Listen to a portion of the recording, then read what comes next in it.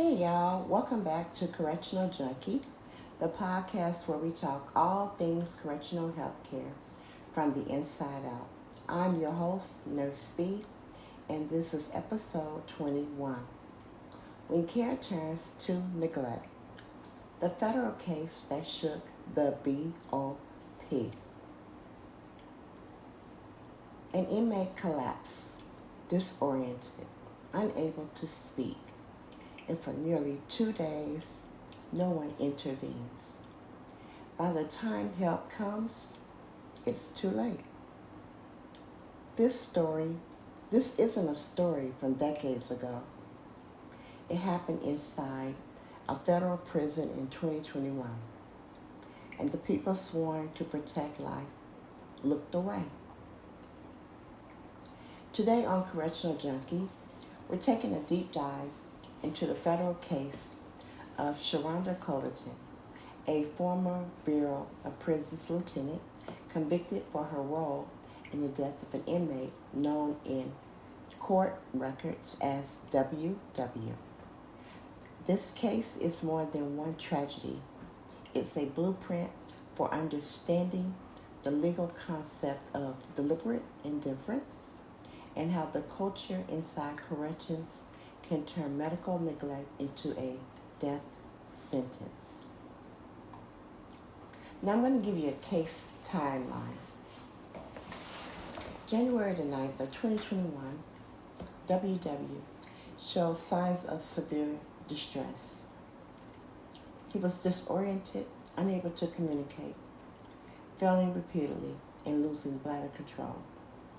Multiple calls for help go unanswered. No one calls the prison doctor. No one sends him to an ER. The morning of January the 10th, WW falls headfirst into a wall, collapses in an observation cell, and lies there for 1 hour and 40 minutes before any aid is given, y'all. An autopsy later reveals blunt force trauma to the head, with death compounded by the lack of immediate care. Investigators find that reports were falsified and key details were later left out to avoid scrutiny. Now, the legal outcomes. Lieutenant Sharonda Colleton, 12 months prison, 12 months home confinement, and 3 years supervised release.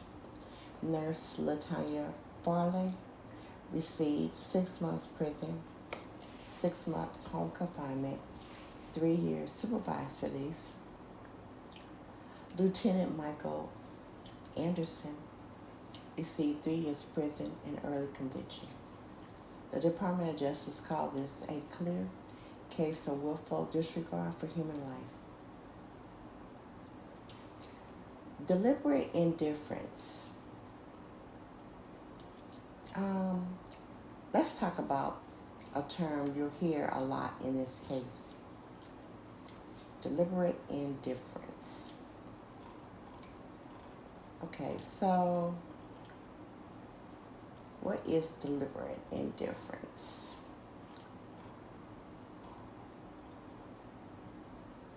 Deliberate indifference is a legal term that comes from U.S. constitutional law, particularly the Eighth Amendment, protection against cruel and unusual punishment for incarcerated individuals. It's the legal standard used to determine whether correctional staff, including custody officer and medical personnel, are liable when an inmate suffers serious harm because of neglect. Deliberate indifference occurs when a staff member knows an inmate faces a substantial risk of serious harm, medical, mental health, or safety related, and consciously ignores or fails to take reasonable steps to address that risk. It's more than negligence. It's a willful disregard for the inmate's health or safety, y'all. Like Estelle versus Gamble, 1976. The Supreme Court held that deliberate indifference to an inmate's serious medical needs is a violation of the Eighth Amendment. Farmer versus Brennan, 1994, clarified that staff must both know of the risk to the inmate and disregard that risk by failing to take reasonable measures. In practice in corrections, example of deliberate indifference, ignoring repeated requests for urgent medical care, chest pains, seizures, head injuries, failing to follow known treatment plans for serious conditions, protecting an inmate from known threats of assault, choosing to watch an inmate deteriorate instead of calling medical staff, covering up incidents instead of reporting them, not deliberate indifference, honest mistakes of medical judgment, staff unaware of severity of a condition, if truly no knowledge existed, delays cause of circumstances outside of staff control, such as emergency lockdown unrelated to the case.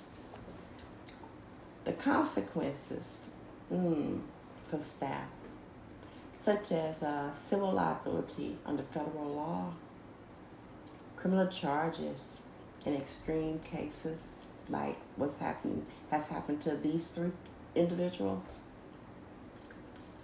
termination or decertification from correctional employment, and loss of professional license for the medical staff, such as for that nurse as well. And why is it trending topic in corrections?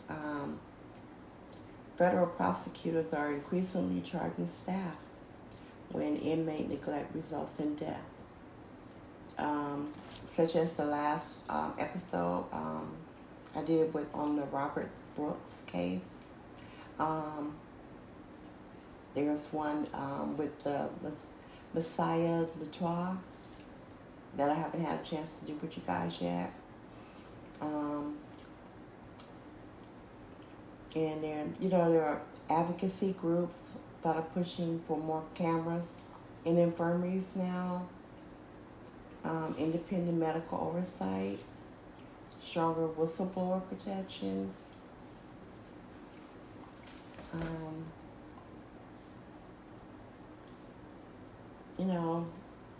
It's a lot going on now. A lot going on.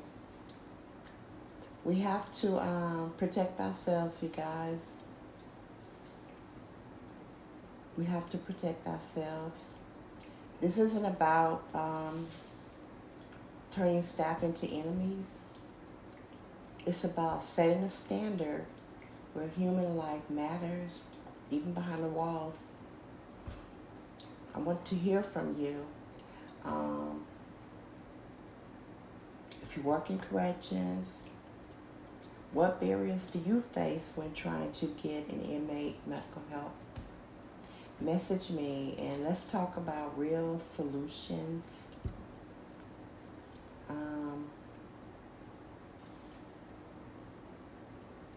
Because in corrections, silence isn't just dangerous, it's deadly.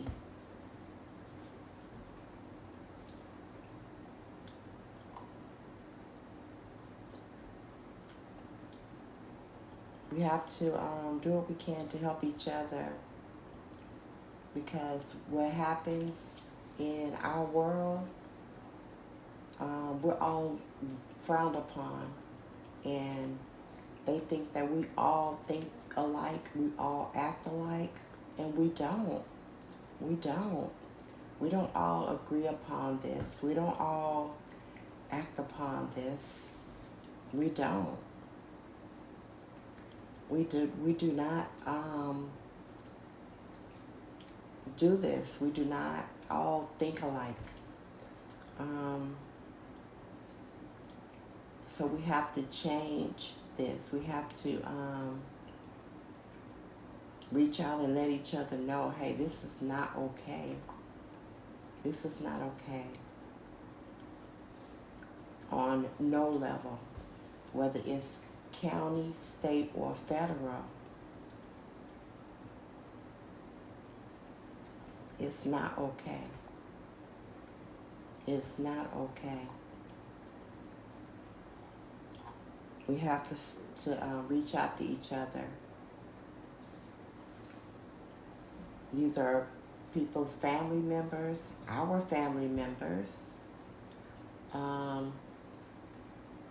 We take this home with us. It doesn't go away. It does not go away. It's going to continue to happen. Close to home. No matter where you go, you're going to continue to hear about it. You're going to continue to see it from afar, up close. So this is why I'm putting it out here to the ones that don't hear about it, that don't see it, bringing it to us to make us aware of what is going on, to shine a light on us so that we are aware of our actions. We are aware of what others are imposing around us, what is happening, and why we need to be fully aware of our actions, what we say, how we respond to others, how we react,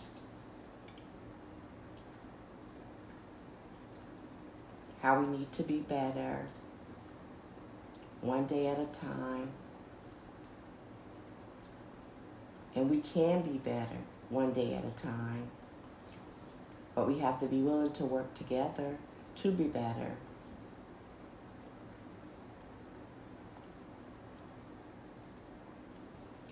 We have to be willing to break the code of silence, to band together, to break the code of silence.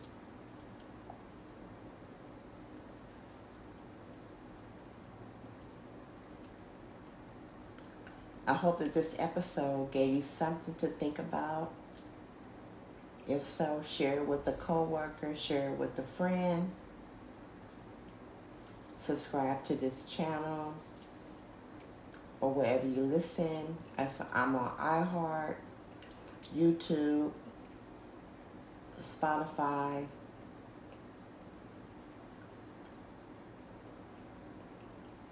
You can go to correctionaljunkie.com.